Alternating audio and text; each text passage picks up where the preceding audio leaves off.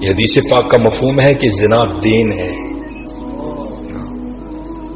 یاد رکھنا پتر، زنا دین ہے، واپس آئے گا ضرور. اس کی بیٹی کے ساتھ، اس کی بیوی کے ساتھ، اس کی بہن کے، جہاں تک لکھا ہے کہ اس کی دیوار کے ساتھ زنا کیا جائے گا، زنا واپس آئے گا. دھیان رکھیے پتر، اے او ٹویا جی جے کڈو گے تو کل کسی نہ کسی ساڈے نے بھی ضرور ڈگنا.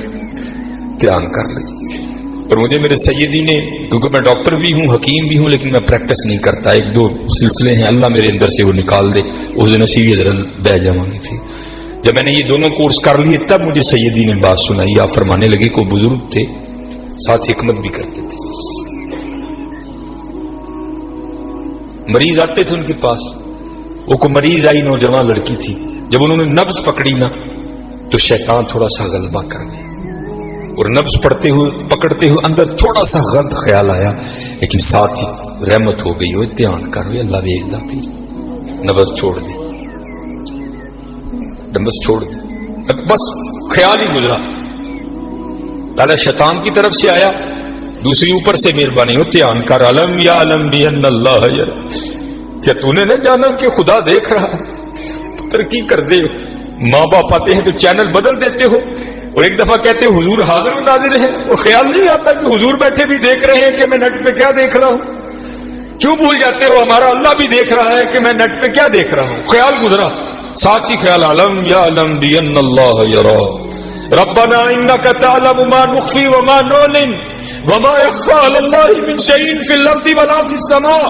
کوئی چیز ہاں زمین کے اوپر ہے، ہاں نیچے ہے، کوئی چیز بھی اللہ سے نہیں چھپی. خیال آیا چھوڑ دی. لیکن جیسے میں نے کہا نا حضرت دین ہے، ضرور گھوم کر آئے گا. تب گھروں میں ٹینکیاں شینکیاں نہیں ہوتی، تب جو ماشکی جس کو ہم ذاتی زبان میں کہتے ہیں وہی گھروں میں پانی دینے آتے تھے. گھر ان کی بیوی تھی، وہ پانی دینے کے لیے آیا. ماشکی پانی بھر کے نا جب وہ جانے لگا تو اس نے ہاتھ پکڑ لیا ان کی بیوی کا. انہوں نے اتنے پھڑیا، ادھر ماشکی نے کار پھڑ لیا. وہ بیوی آگے سے ہاتھ چھڑا کر کہتی ہے پتر کی ہو گئے. اس کو بھی خیال آیا، وہ روتا ہوا بھاگ گیا. اتنے وہ بھی بہ کے چنگا روئے نے، اکھاں لال کیتیاں، کار مائی بھی بڑا روئی. ساری زندگی لنگ گئی ہے، بڈھے ویلے کی ہویا انہیں کی ہاتھ پھڑ لیا. وہ بھی بڑا روئی ہے. لکیم ہوئی گھر آئے تے حکیم صاحب دی اکھاں سجی دی، ویکھیا تے گھر والی دی اکھاں سجی دی. انہیں پوچھا بھلی لوگ کی ہویا، کیوں روئی؟ انہوں نے کہا پہلے تسی دسو تسی کیوں روئے؟ انہوں نے کہا بس اج ایک دھی آئی سی مینوں دکھان لئی، دی نبض پھڑی، شیطان نے اندر گندگی پائی. لیکن نال ہی یاد آیا اللہ ویکھدا پیا میں چھڑ چھڑ کہ لیں بس وہ تو تسی ادھر پھڑی، ادھی پھڑی ادھر کار ماشکی نے میری پھڑ. دھیان کریو پتر، دھیان کریو. اج کسی دیاں تیاں نے، کل ساڈیاں تیاں نے بھی جو آن. اج کسی لی چونک چ نہ کھلوئیو، اج کسی لی نہ کھلوئیو. اج تسی کھلوو گے کل کو تاڈی بھی کھلوئے. بڑا دھیان کریو، بڑا دھیان. اپنی جوانی بڑی پاکیزہ رکھنی ہے، بڑی پاکیزہ. اور زنا سے بچنا. یہ آگے علامہ صاحب اور میں تقریباً 1.5-2 گھنٹہ بیٹھ کر یہی روتے رہے حضرت کہ سانو ایندا پھسایا ہے کہ اج زنا آسان اور نکاح انتہائی مشکل کر چھڑے. نکاح انتہائی مشکل کر چھڑے، انتہائی مشکل کر چھڑے. لیکن بچنا پتر بچنا. زنا ایک ایسا گندا گناہ ہے، میں نے حدیث مبارکہ پڑھی کہ اگر کسی سے یہ گناہ سرزد ہو گیا نا، اس نے معافی مانگی، اللہ نے اسے معاف کر دی، لیکن پتہ پھر بھی اس کو سزا کیا ملے گی کہ جنت میں اللہ جل شانہ زانی سے کہیں گے کبھی تو میرے سامنے نہ آنا. زانی کو ہمیشہ کے لیے دیدار الہی سے محروم کر دیا جائے. اور آج بس اللہ اپنی حفاظت میں رکھے، بچ کے رہنا ہے. اس سے بڑا بچ، اپنی جوانیوں کو پاکیزہ رکھنا ہے، اپنی جوانیوں کو پاکیزہ رکھنا ہے. پھر دیکھو حضرت رنگ کیا لگتے ہیں، رنگ کیا لگتے ہیں، رنگ کیا لگتے ہیں. یہ سکندر 21 سال کی عمر اور 5 براعظم فاتح. زندگی نے ساتھ نہیں دیا، سانپ نے اس کو ڈس لیا تھا. اور ارسطو نے سکندر کا ٹریٹمنٹ کیا. جب ارسطو نے دیکھا نا کہ سکندر کا وجود اب نیلا پڑ رہا ہے تو وہ سمجھ گیا کہ زہر اب پورے وجود میں سرایت کر چکا ہے. اس نے وہاں سکندر کو کہا سکندر تو بچے گا نہیں، صرف چند گھڑیوں کا تو مہمان. تو وہاں تاریخ لکھتی ہے کہ سکندر نے اپنے وزیر کو بلایا اور بلا کر کے عیسائی مذہب تھا سکندر کا. وہ کہنے لگا کہ جب مجھے کفن دو گے نا تو ڈائریکٹ مجھے دفنانے کی نہ لے کر جانا، بلکہ اس طرح کرنا کہ دائیں بائیں سے میرا کفن پھاڑ کے نا میرے ہاتھ کفن سے باہر رکھنا، اور کرنا کیا، مجھے پورے شہر یونان کے چکر لگوانا. تو وزیر پوچھتا ہے سکندر وہ کیا، اس میں کیا راز ہے؟ تو کہتا ہے میں جاتے ہوئے ان لوگوں کو سبق دینا چاہتا ہوں وہ اس دنیا سے جینا لگانا. دیکھو آج 15 لاکھ مربع میل فتح کرنے والا سکندر اس دنیا سے خالی جا رہا ہے. وہ چلے وہ کچھ نہیں لے کر گیا، ہم کیا لے کر جائیں گے؟ اور پھر یہاں کسی نے بڑا خوبصورت لکھا تھا، یہ وہ باغ ہے جس کے ہزاروں مالی تھے. دھیان رکھنا حضرت، یہ ہمیں بڑا وہم پڑ گیا ہے، مالک ہم نہیں ہیں حضرت. یہ علماء بیٹھے ہیں، اس نے قرآن کریم میں کب کہہ دیا کہ تم مالک ہو؟ تو قرآن کریم میں بار بار کہتا ہے وَلِلَّهِ مُلْكُ السَّمَاوَاتِ وَالْأَرْضِ، اور اللہ ہی کے لیے ہے زمین و آسمان کی بادشاہت. وَاللَّهُ عَلَى كُلِّ شَيْءٍ قَدِيرٌ. یا آیت الکرسی میں ہر فرض نماز کے بعد اس بات کو دہراتے ہو، اللہ لا الہ الا هو الحی القیوم لا تأخذه سنة ولا نوم له ما فی السماوات وما فی الارض. اور اللہ ہی کے لیے ہے جو کچھ آسمانوں میں ہے اور جو کچھ زمینوں میں ہے. سورہ آل عمران 3 پارہ. کل محبوب آپ کہہ دیجئے اللہم مالک الملک، اے اللہ اے ملکوں کے مالک. حال کریے پتر وہ مالک جے اسی نہیں مال، ہم تو مالی ہیں یار.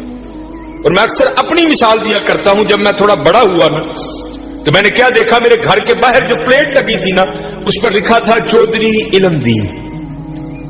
پھر وہ پلیٹ بدل گئی ہے، دادا ابو کا انتقال ہو گیا. پھر نئی پلیٹ کیا لگی، حاجی محمد بوٹا.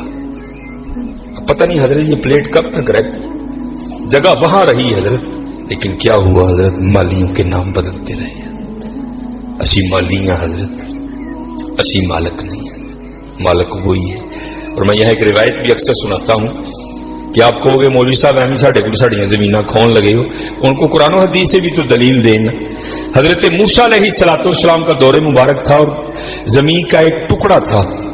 2 بندے لڑ پڑے آپس میں، ایک مالک تھا، ایک کا دل بے ایمان ہو گیا.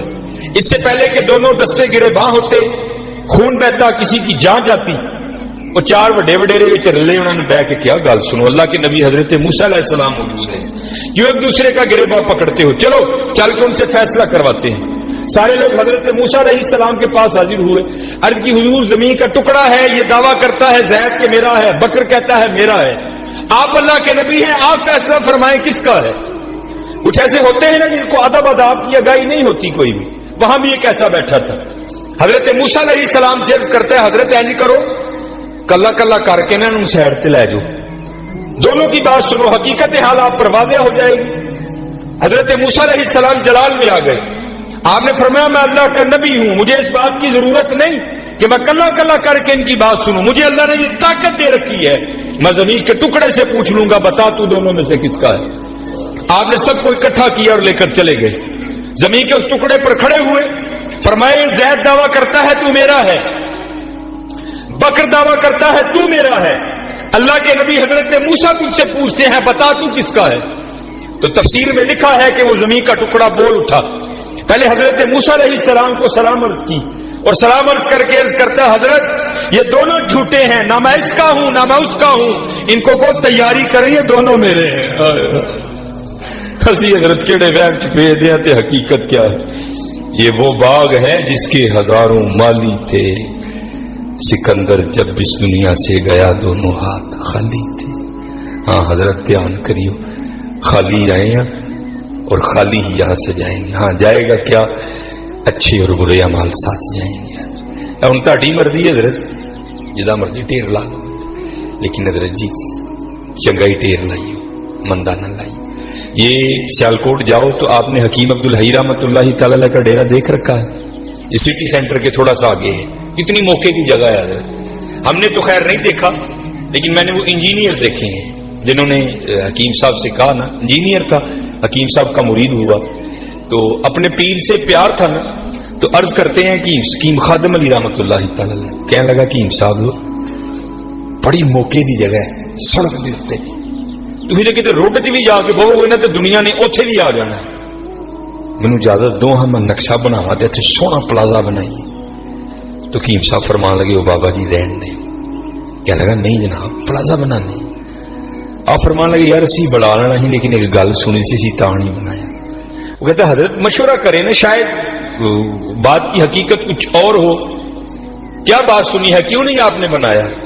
آپ فرمان لگے یار ہی سنے آئے نال نہیں لے کے جان دیں اسی تا نہیں بنایا. کیسے لوگ تھے یار، کتنا تقویٰ تھا ان لوگوں میں. اس جانب توجہ ہی نہیں کی حضرت. توجہ کی تو صرف اللہ کی طرف کی، توجہ کی تو صرف حضور کی غلامی کی جانب کی ہے. اس جانب آئے ہی نہیں. اور حضرت جو اس کی جانب جائے گا نا، دنیا تو آٹومیٹک اس کے پیچھے آئے گی. مولانا روم رحمت اللہ تعالی نے بڑی خوبصورت مثال لکھی، بڑی خوبصورت مثال. آپ فرماتے ہیں کوئی بزرگ بیٹھے تھے، ان کے سامنے سے نا بندہ بھاگتا ہوا گیا، افیادہ نسیہ پہ جائے. اگلے دن پھر بیٹھے تھے، پھر بھاگتا ہوا گیا. تیسرے دن پھر بیٹھے تھے، پھر گیا. چوتھے دن جب گزرا نا، آپ نے پکڑ لیا اسے. آپ نے فرمایا بھائی تجھے کیا مصیبت پڑی ہے، روز تو اس وقت بھاگتا ہوا نکل جاتا ہے اس جانب. اور اس کرتا ہے حضور میں اپنا سایہ پھڑن دیا. آپ نے فرمایا پھر تو ساری زندگی نہیں پکڑ سکے گا. اس نے کہا حضور وہ کیوں؟ آپ نے فرمایا تو نے کر دی ہے سورج کو کانڈ، سایہ آ گیا ہے تیرے آگے. اب سورج کو کنڈ کر کے جتنا مرضی بھاگ، کیونکہ سایہ آگے ہے، وہ بھاگتا رہے گا، اس کے پیچھے بھاگتا رہے گا، پکڑ نہیں سکتا. ہاں ایک کام کر لے، پکڑ پھر بھی نہیں سکے گا، لیکن پھر یہ ہوگا کہ تو سایہ کے پیچھے نہیں بھاگے گا، سایہ تیرے پیچھے بھاگے گا. انہیں کی رو کی. آپ نے پھڑکنا دا پاسا پوایا اور منہ کیتا سورج ہے. فرمایا سورج آلوں دوڑ لا، سایہ تیرے پیچھے پیچھے دوڑے گا. یہ مثال دے کر مولانا روم کہتے ہیں تو نے بھی اللہ اور اللہ کے رسول کے دربار سے منہ پھیر لیا ہے اور بھاگ رہا ہے دنیا کے پیچھے. اب دنیا آگے آگے، تو پیچھے پیچھے. اوے ہاں بھاگنا ہے تو دوڑ مدینہ کی طرف لگا، پھر دنیا تیرے پیچھے پیچھے ہوگی، تو آگے آگے ہوگی. چلو لگاؤ تو صحیح اللہ اور اللہ کے رسول سے لو، پھر دیکھو تو صحیح دنیا تمہارے پیچھے آتی ہے کہ نہیں آتی. میں